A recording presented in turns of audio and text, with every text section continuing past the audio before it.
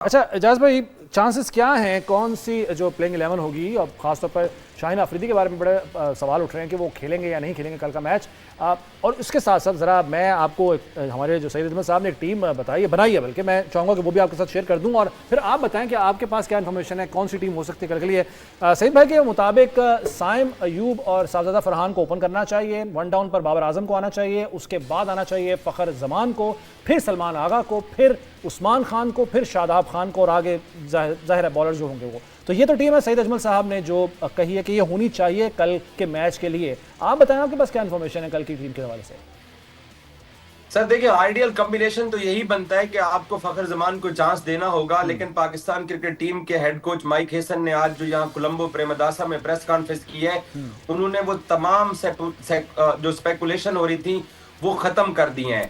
उन्होंने clear cut अंदाज में कह दिया है कि इस T20 वर्ल्ड कप में चाहे जो मर्जी हो जाए, बाबर आजम का नंबर 4 चेंज नहीं होगा और बाबर आजम नंबर 1 यानी ओपनिंग की पोजीशन के लिए हम उनको यहाँ नहीं लाए। उनका नंबर 4 का रोल है, वो उसी रोल पे रहेंगे। और साथ उन्होंने ये भी क्लियर कर दिया कि हम ओपनिंग जोड़ी को तब्दील करने नहीं जाएंगे। उन्होंने साथ ये भी आज क्लियर कर दिया है कि इब्रार अहमद और उस्मान दोनों एक साथ प्लेइंग 11 में नहीं रह सकते। अच्छा। क्योंकि दोनों का एक ही तरह का किरदार है। उन्होंने आज कहा कि उस्मान तारिक 10वें ओवर से या 11वें ओवर से अगर स्टार्ट लेते हैं तो वो आखिर तक गेम के ऊपर कंट्रोल रखते हैं, तो यही काम इब्रार का था। तो हम इन दोनों में से एक को चूज करना है। तो अगर हमें लगा कि इब्रार को वापस लाना चाहिए तो हम लाएंगे, बट उस्मान हमारा वो काम कर रहा है। उनको फखर जमान का सवाल हुआ और शाहीन अफरीदी और नसीम शाह का सवाल हुआ, तो उसने बोला कि हमें अब कल वाले न्यूजीलैंड वाले मैच में तो कम से कम मैं उसने कहा कि शाहीन और नसीम को खेलता हुआ नहीं देख सकता। अच्छा। अलबत्ता पाली केले के अंदर क्योंकि ओवरकास्ट कंडीशन होती है और पाली केले के अंदर अगर पेसर्स को मदद मिलती है तो वहां पे हम कैंडी में चांस दे सकते हैं। ठीक है एजाज भाई, ये सईद अजमल साहब भी कुछ आपसे बात करना चाह रहे हैं, चूंकि वक्त की भी किल्लत होती है हमारे पास, तो सईद अजमल साहब आपसे गुफ्तगू करना चाह रहे हैं। जिससे भाई वाकई भाई कैसे हैं आप? ठीक हैं सर जी। देखें, आपको पता है कि टीम में चेंजिंग तो बनती है और नो डाउट के इसमें अगर आप अगर ये तय करके आ जाएं घर से कि भाई मैं 4 नंबर पे बाबर आजम को ही खिलाऊंगा, मगर जो रिकॉर्ड है उस पे तो बाबर आजम 3 पे अच्छा है, फखर जमान 4 पे अच्छा है, तो क्या ये चीज हो नहीं सकती क्या? आज एक जर्नलिस्ट ने यही सवाल माइक हेसन को किया और जर्नलिस्ट ने वर्ड यूज किया सुसाइडल का, कि बाबर के लिए नंबर 4 सुसाइडल साबित हो रहा है और टीम को महंगा पड़ रहा है। तो माइक हेसन ने उस पर सईद भाई बड़ा ब्लंटली प्रेस कॉन्फ्रेंस आईसीसी ने अपलोड की हुई, आप सुन सकते हैं। उसने कहा कि 110 के यानी 110 के स्ट्राइक रेट के साथ हमें बाबर आजम नीचे नहीं चाहिए। हमने उसको जिस रोल के लिए मुंतखब किया है आफ्टर एशिया कप, उसका यही रोल रहेगा। और उसने ये भी एक्सप्लेन किया कि नमीबिया के खिलाफ जो बाबर को हमने 12वें ओवर के बाद बैटिंग नहीं दी है, तो उसने कहा कि हमारे लिए मुनासिब नहीं था और बाबर ने भी इस डिसीजन को वैल्यू की है।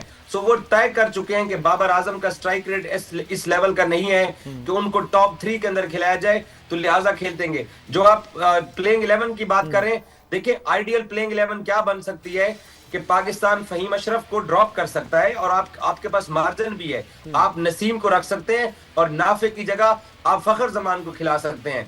तो ये एक ऑप्शन है, बट इसके ऊपर नजर नहीं आ रहा कि जाएंगे। और मेरा थॉट ये था आज की प्रेस कॉन्फ्रेंस सुनने के बाद कि पाकिस्तान कल अनचेंज टीम के साथ जाएगा और अगर बड़ा भी डिसीजन इन्होंने कर लिया तो नाफे की जगह फखर का, क्योंकि न्यूजीलैंड के अगेंस्ट रिकॉर्ड बहुत अच्छा है, तो फखर को खिला सकते हैं। बट लगता यही है कि अनचेंज पाकिस्तान जाएगा। बिल्कुल सही है। अच्छा सईद भाई, जैसे बता रहे हैं ये जो कॉम्बिनेशन मुमकिन तौर पर, और बाबर इतना जरूरी क्यों? अगर फखर का उस रिकॉर्ड, उससे रिकॉर्ड बोल रहे ना जी, हमने देखा ना ऑन पेपर जो रिकॉर्ड है उसकी ऊपर बात कर रहे हैं। एक तो फखर जमान का जो रिकॉर्ड बाकरी साहब ने जैसे कहा है कि अगेंस्ट न्यूजीलैंड बहुत अच्छा है, ठीक है, उनको खिला, जैसे अब आपका चैम्पियन की आपने बात की कि यार ये देखो पाकिस्तान के खिलाफ उसका कैसा रिकॉर्ड है, तो वो भी तो बात कर रहे होंगे ना कि यार ये देखो फखर जमान अगर खेलता है तो उसका रिकॉर्ड हमारे खिलाफ कितना अच्छा है। तो चीजें तो चलती ऐसे हैं, बट ये कि अगर आप ये तय कर लें कि मैं तो जो मर्जी कर लो, पहाड़ में तोड़ना नहीं है, तो पहाड़ ने नहीं डिग पैना, तो नहीं डिगना, तो आपको कुछ करना पड़ेगा भाई,